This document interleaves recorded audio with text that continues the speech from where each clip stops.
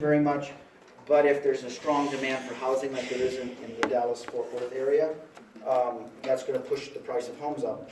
And even though the rates stay the same, you're going to say your house is worth a lot more because 4 houses in your neighborhood just sold for a lot more. Okay, so shifting the aggregate demand curve to the right, right? How might that happen? Through fiscal policy. Once again, I cut your taxes, you go out and spend more, C rises. I cut business taxes, they go out and invest more, I rises. Okay? All right? Contractionary, pull it back in, rein in that spending by raising taxes and or cutting government spending. Or some combination of the two. Now, what type of policy tool will ultimately be implemented is more ideological than anything. In other words, a quote-unquote conservative economist would call for a cut in taxes as a way of conducting expansionary fiscal policy, whereas a quote-unquote more liberal economist would tend to favor an increase in government spending.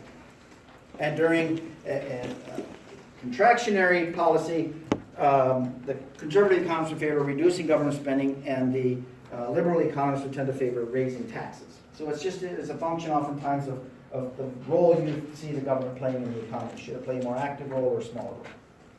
So oftentimes based on an administration dealing with these similar issues, one might call for a cut in taxes, the other might call for a huge outlay in government expenditures. And oftentimes it simply reflects that ideology. Okay? Now, in theory, it's believed or argued that you can simply then fine-tune the economy.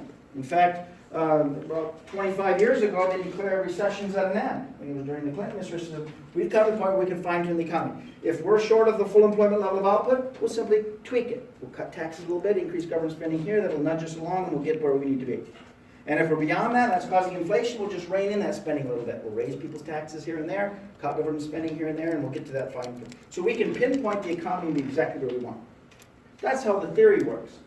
The problem is there are significant problems associated with it, so that the theory doesn't always work as well as, the real world doesn't work as well as theory.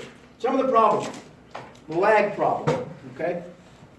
There's a lag problem in conducting fiscal policy. Everybody know what a lag is? It's a delay, right? Something lagging down.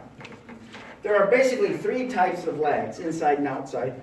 The recognition lag, the administrative lag, and the operational lag. And these are all lag problems that make fiscal policy less effective in reality than it does in theory. Let's talk about each of them briefly. Okay?